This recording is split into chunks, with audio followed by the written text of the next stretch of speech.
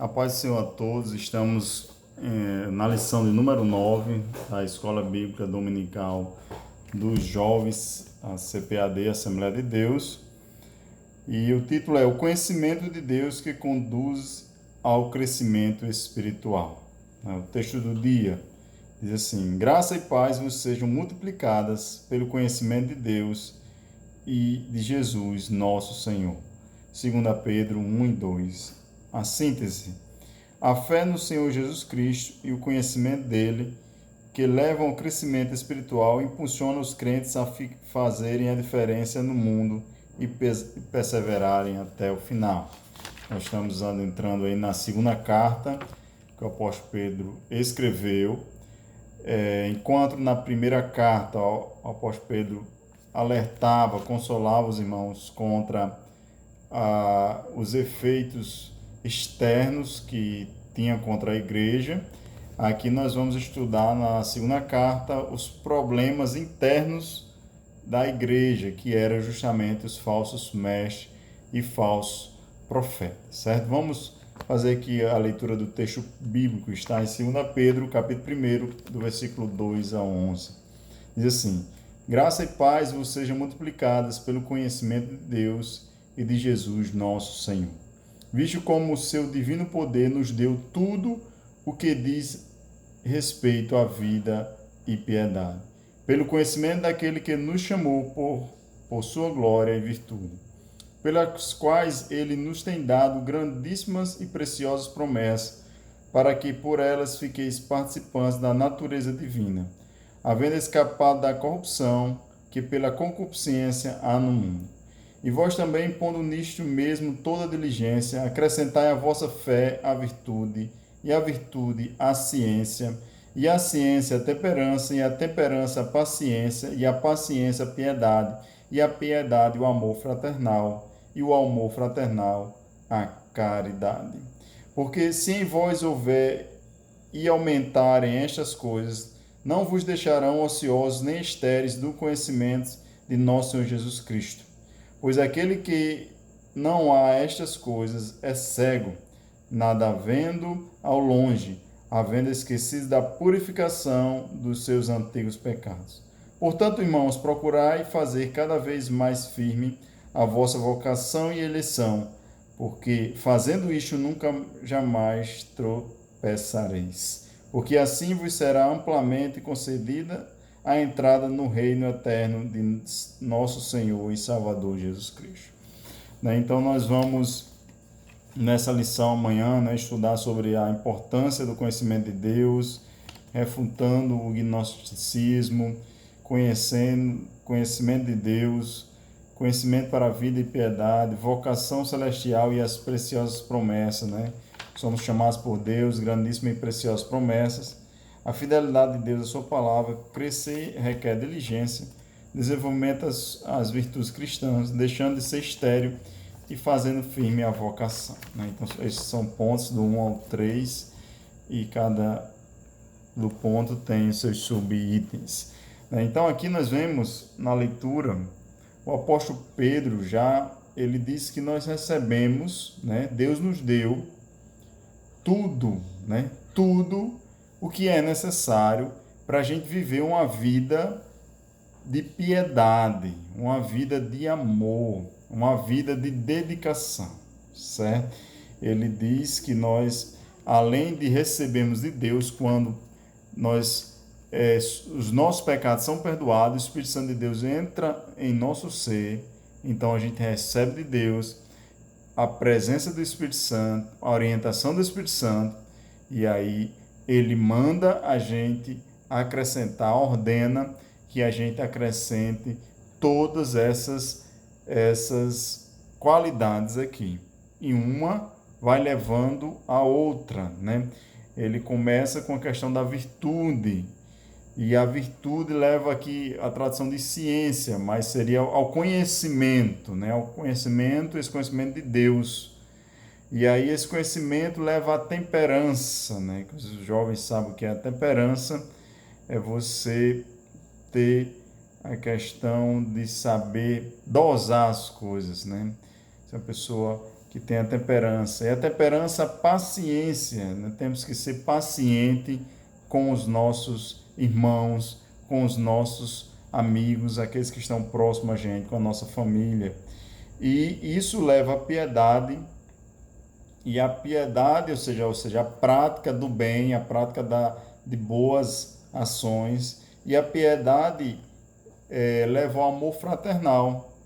Isso é o amor entre irmãos, aqueles que são nascidos de novo, né? Somos irmãos, por isso que chamamos uns aos outros de irmãos, fazemos parte da mesma família. Deus é o nosso Pai, nós somos filhos de Deus, somos irmãos do nosso Senhor e Salvador Jesus Cristo. Ele é o primogênito e nós somos irmãos, somos eleitos por Deus, né? E o amor fraternal, a caridade, ou seja, o amor, e esse amor aqui é um amor ágape, um amor, na nossa língua, ele é usado para todo tipo de amor, relacionamento entre os homens e mulheres, entre filhos e pais, mas no grego existe um amor que é o amor de Deus, é o amor ágape, que é o amor que o apóstolo Paulo ensina lá em 1 Coríntios, capítulo 13, né, no qual é o caminho mais excelente, né, que ele começa a falar lá nos capítulos anteriores, né, ainda que eu falasse a língua dos anjos e não tivesse amor, não seria nada, não serve de nada você falar a língua dos anjos, ter dom de profecia, pregar, fazer caridade, dar a sua vida por outro, e se não tiver o amor, e esse amor é o amor ágape, e só tem esse amor ágape quem tem o Espírito Santo de Deus na vida, quem foi perdoado seus pecados e tem o Espírito Santo de Deus na vida, tem esse amor ágape. Por quê? Que amor é esse? É um amor sacrificial. É um amor que sacrifica-se pelos outros, pelo seu irmão, pelo seu próximo, sem querer nada em troca. Que foi o que Jesus fez por nós. Se sacrificou por nós. Então só é cristão, só é um cristinho, só é a imagem de Cristo aquele que tem o Espírito Santo de Deus na vida. Porque ninguém hoje se sacrifica por ninguém, né? A prova disso hoje são as nossas igrejas. Ninguém quer mais cargo, ninguém quer mais trabalhar, ninguém quer mais ir para evangelização, escola dominical, ninguém quer ter responsabilidade nenhuma. Por quê? Porque não existe mais o amor de Deus na vida. Já caíram na fé, já estão afastados, né? Já perderam, apesar de alguns dizer, né, que existe a eleição, e a eleição individual, né? Nós não vamos entrar aqui no debate do calvinismo e arminiano, né?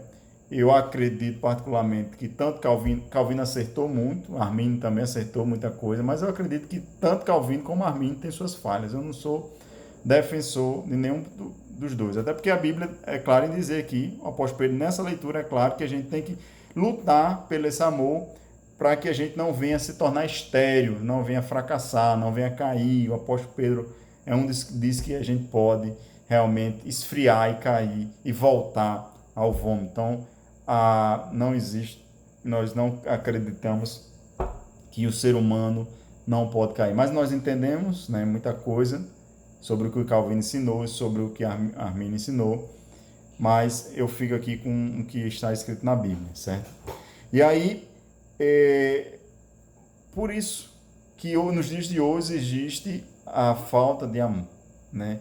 Como alguns dizem, a falta da doação. As pessoas não se doam pelo irmão. E aí também existe muita coisa, outros problemas, N problemas que contribuem para isso, que é a religiosidade. Muitas pessoas estão preocupadas em fazer trabalhos, fazer cultos, fazer congressos, fazer escolas bíblicas festivas, fazer tudo, menos se preocupar com o irmão, menos a olhar pelo irmão. Então, faz um trabalho, mas o objetivo é aparecer, é ter número, é cumprir uma programação, cumprir um ritual, mas nunca preocupado até mesmo com o próximo, né? Os objetivos são eles, até mesmo ganhar dinheiro ou até mesmo aparecer, né? Crescer o ego, ser elogiado por outrem, por um pastor superior e em outras coisas, né? Então, existe essa falta de amor, porque não existe mais. Poucos, né, estão procurando a prática da virtude, da paciência, do domínio próprio, da temperança, no sentido aqui que o apóstolo Pedro vem ensinando. E aí estamos nessa crise de identidade. Né? Cristãos com crise de identidade são agentes duplos. Né? Na igreja, vestem roupas bonitas, parecem com crente, mas até mesmo na igreja eles não estão nem aí para os irmãos. A frase é: importante é se sentir bem, mas não é isso.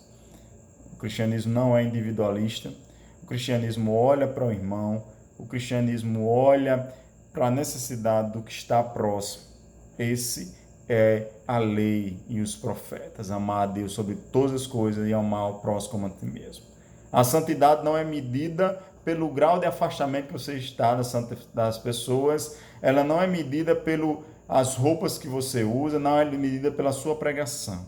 A santidade é medida por quanto você está se doando pelos seus irmãos, certo? Pelos pequeninos, que Jesus tanto ensinou.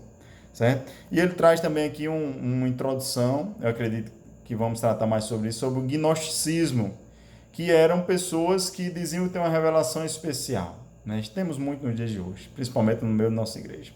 Pessoas que têm a revelação, pregadores, super pregadores, como se elas tivessem uma revelação nova. Né? Não, vamos chamar fulano de tal, porque ele tem uma mensagem. A mensagem dele, se não está na Bíblia, a gente chama pregadores, eles pregam autoajuda, neurolinguista, psicologia, tudo menos a Bíblia. Decepcionante. Contam um testemunho e pessoas estão pagando, estão fomentando esse mercado dentro da igreja. Por quê? Porque essas pessoas contam a famigerada teologia da prosperidade, né? Teologia criada por Satanás. Então, infelizmente, essas pessoas têm vez. Dizem que tem uma revelação nova, algo novo, mas tudo já está revelado na palavra de Deus. Na realidade, os pregadores deveriam pregar a Bíblia, deveriam pregar o texto, e nós ficarmos abismados com a palavra de Deus. Que texto é esse? Que palavra é essa? E não abismado com os pregadores. Infelizmente, hoje existe o gnosticismo no nosso meio muito forte, infelizmente, muito forte. Há um movimento aí achando que existem os queridinhos de Jeová, os macumbeiros de Jeová, os ungidos de Jeová. Infelizmente, isso aí é tudo gnosticismo. Tudo gnosticismo, cheio de feitiçaria, e dizem que tem uma revelação, mas tudo mentira, infelizmente. Mas, jovens, né? Estamos aqui para aprender. Estamos aqui para aprender qual é a palavra. A palavra é essa, que não se torne infrutífero. Se você é infrutífero, você será cortado, porque você não tem o amor de Deus na vida. N parábolas Jesus ensinou sobre aquele que estava infrutífero. Ele é jogado no inferno. Por que isso? É porque infrutífero ele não tem o Espírito Santo de Deus na vida. Porque a pessoa que tem o Espírito Santo de Deus na vida, ele não é inerte. No mínimo, ele vai orar pelos seus irmãos. No mínimo, ele vai orar. No mínimo, ele vai ler a palavra. No mínimo, ele vai ajudar a sua família. No mínimo, ele vai ajudar os seus irmãos. Então, se você é infrutífero, veja onde é que você caiu. Veja onde você esqueceu. Veja onde você deixou o primeiro amor. Porque se você não consegue ajudar a sua família, ajudar os seus irmãos, os seus amigos, levando a verdade, levando a palavra, levando os ensinamentos bíblicos, orando, se você não está pensando só em você, no seu futuro, na sua carreira, em você e depois você, então, felizmente, você é infrutífero. E aí você será cortado. A árvore que não dá fruto, ela é cortada. Né? Aquele servo que não produz é lançado na cadeia, né? Ali onde há choro e ranger de dentes. Então essa é uma lição que nos alerta para isso, certo? Tem muitas pessoas ainda preocupado em ser crente com medo da vinda de Jesus.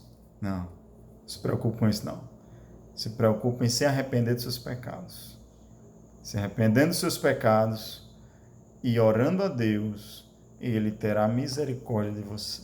E quando Ele tiver misericórdia de você, Ele vai colocar o Espírito Santo de Deus na sua vida. Vai pegar esse seu coração orgulhoso, vai levar ele para o pó e você vai perceber que é pó, que é cinza, que é miserável, é cego, é nu e depende de Deus. Depende dele e vai perceber o quão grande foi a salvação. A partir daí você vai ter outra visão, vai ter uma visão, uma cosmovisão cristã do mundo. E aí você vai começar a produzir. Certo, jovem? Então, a palavra, vamos estudar mais amanhã, vamos aprofundar. E Deus abençoe você, sua família, e que Deus continue lhe iluminando e trazendo a sua revelação para ele. Um abraço a todos, a paz do Senhor.